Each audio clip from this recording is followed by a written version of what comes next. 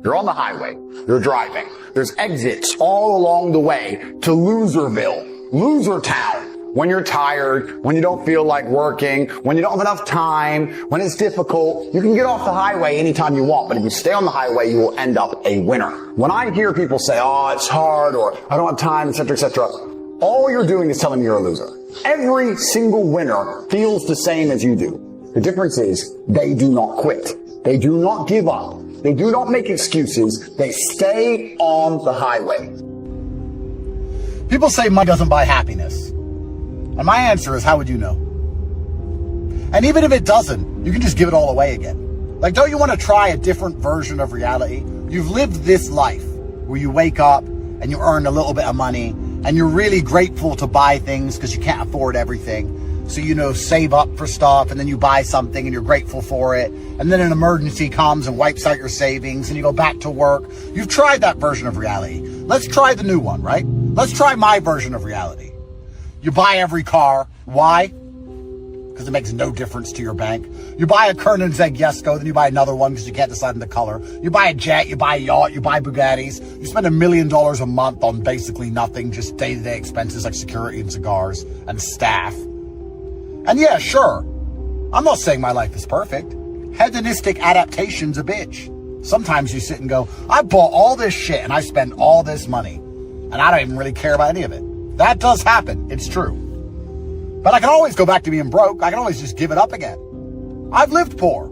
Now I get to live rich. Do I want to live all the different versions? We only live once. Do I want to try all the different versions of reality? Your primary reason to get rich shouldn't be to get stuff. It should be to take care of the people you love and to experience a new version of life. For the same reason you want to go traveling and try some new food. Try a new life where you're not f***ing broke. Try a new life where you're not a peasant. You're only living once and you're sitting there going, oh, I don't have motivation. You don't have motivation to change the game before you expire and end up in the ground. You're never going to wake up rich ever once before you die. Ever. Do you have any idea how great it feels to wake up rich? Like just to wake up and go, still rich. Shall I buy some more stuff? Oh, I already have everything I want. Oh, look, I have everything. It's a great feeling. And yeah, there are some rich people who say money doesn't buy happiness, blah, blah. You can always just give it away. You can go back to being broke again. I might go broke at the end, mix it up for the last year, Become homeless or something. Fucking, who cares? Who cares? It's funny. But I have the choice. Because I've worked hard and I'm successful, so I can decide to be broke. You don't have a choice. You're broke by force. If I don't have something, it's because I don't want it. If you don't have something, it's because you can't afford it. Very different. Very different things. Hey, Andrew, do you have a 488 Pista Ferrari? No, I don't, actually. I have 4 812 competitions and 94 other cars. But why don't you have a Pista? I didn't want one. Why don't you have one? Because you can't afford one. I don't want it. You can't have it.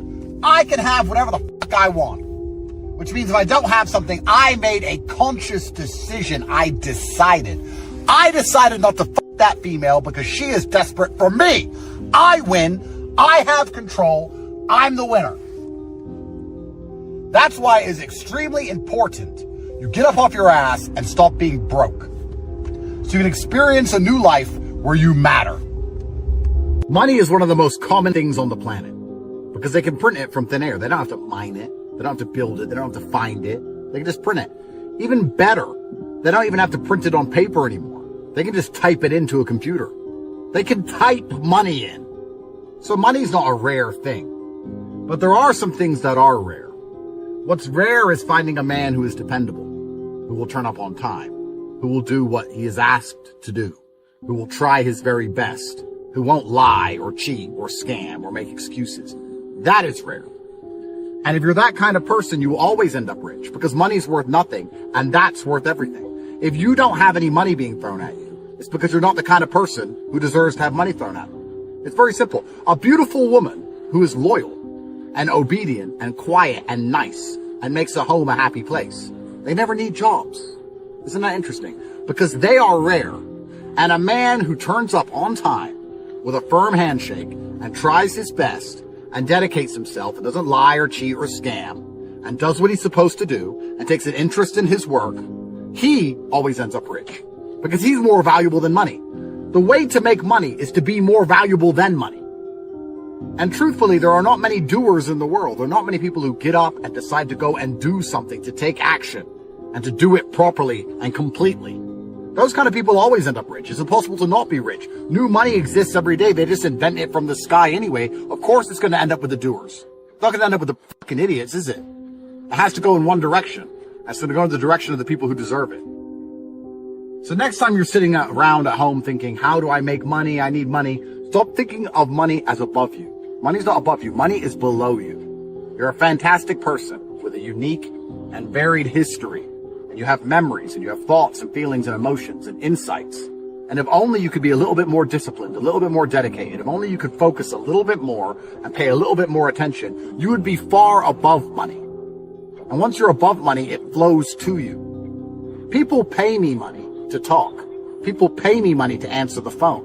People pay me money to reply to them. People just pay me money because I'm worth so much more than money. I'm Andrew Tate.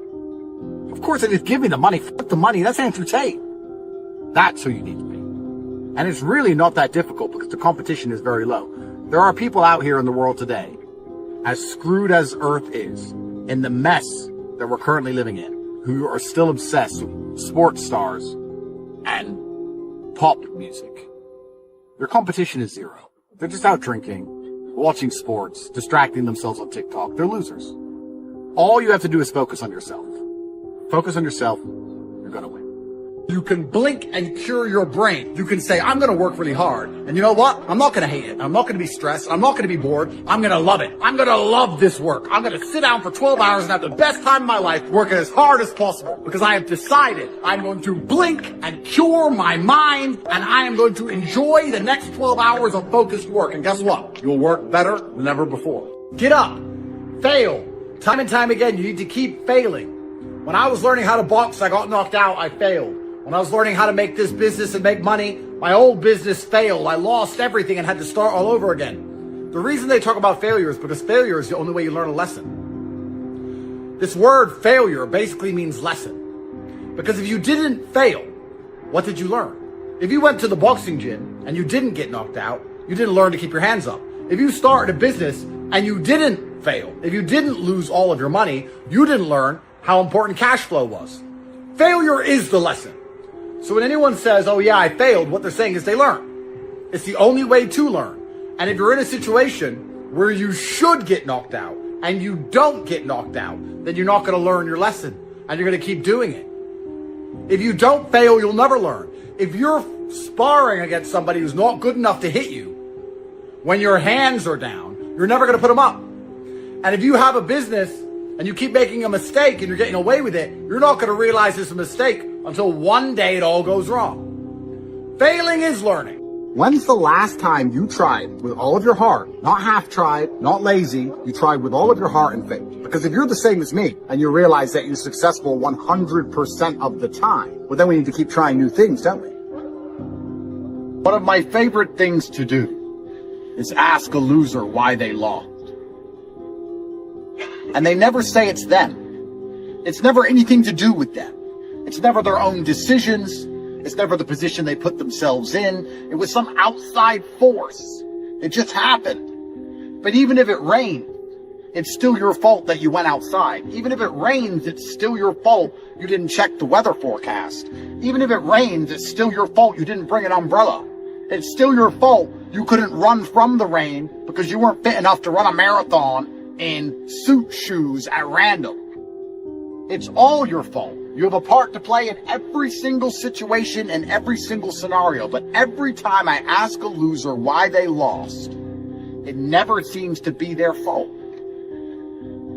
When's the last time you tried with all of your heart, not half tried, not lazy, you tried with all of your heart and faith? Because if you're the same as me and you realize that you're successful 100% of the time, well then we need to keep trying new things, don't we?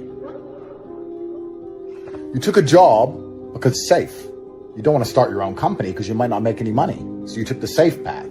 You make less money. You're a slave. You sit in the commute. You have to listen to bullshit HR departments. Your dreams never come true. For only 2 weeks a year, you have any kind of freedom, but it was safe, right? Except AI is coming to take your job, and all the companies are firing everyone. So it was never safe. So the risk is the same whether you launch your own company or you have a job, but the upsides are massively different. It's 2 coin flips. The chances are the same, but on one coin flip, you can live the life of your dreams. And on the other coin flip, the best that can happen is you barely pay your bills. So why do you want a job instead of learning how to make your own money for yourself and regaining your geographical freedom inside of the real world? The rich are getting richer and the poor are getting poorer. There's not going to be any middle anymore. Middle class is gone. The whole idea of the middle class has evaporated. You're either positioned in a way where you're going to benefit from the endless printing, the inflation, the asset price soaring, and the government screwing over the common man. Or you're positioned in a way where you're the common man bending over, getting fucked. There is no in-between anymore. Have-nots, have-yots. Every day it's going to get worse and worse. What's funny is, if you're a poor person, you look around and think, man, everyone's struggling. But if you're a rich person, like me, you look around and think, everyone's making so much money.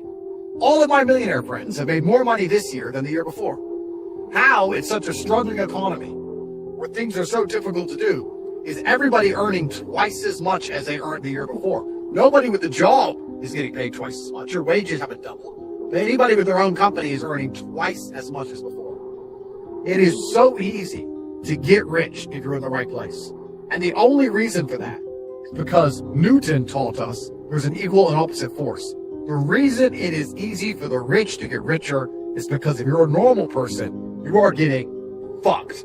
And your chance of ever being wealthy or middle class or having a pretty good life, if you just stick along the path that the normal middle class people take, is basically zero. There is a large gap in between 2 islands. There's 2 islands with a river in the middle. One island's full of rich people, and they're getting richer every day. One island's full of poor people who are getting poorer every day. And each day that river goes wider and wider. It grows to the point where it changes from a river to a lake, and eventually it'll be an ocean. Insurmountable. You won't be able to get across it. You won't be able to pass it. You'll be stuck on the island you're on. So now you've accepted there's never going to be anybody who's doing okay. There's never going to be middle class. That for you to have a nice life, meaning a nice car, a nice house, nice education for your children, good health care, a few holidays, and to not be stabbed to death because you're not living in a shithole, you need to be a millionaire. You need to be a millionaire to have the most basic things that a middle-class person could have only 10 years ago. That's the bare minimum acceptable standard now, millionaire. Now you've accepted that, you need to make a choice. Are you going to try and swim across the river and get onto the rich people's island? Or are you going to continue to wait and procrastinate and hope that it's all going to work out, everything's going to be fine by itself, and stay on Brokey Island as that river gets wider and wider?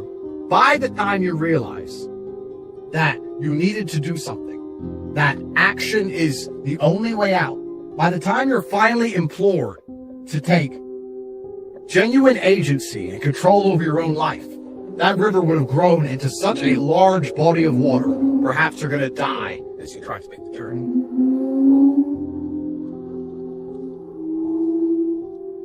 I've never met somebody with a fantastic life who did not completely and utterly believe in themselves. I've never seen somebody massively succeed and they didn't believe in themselves, ever.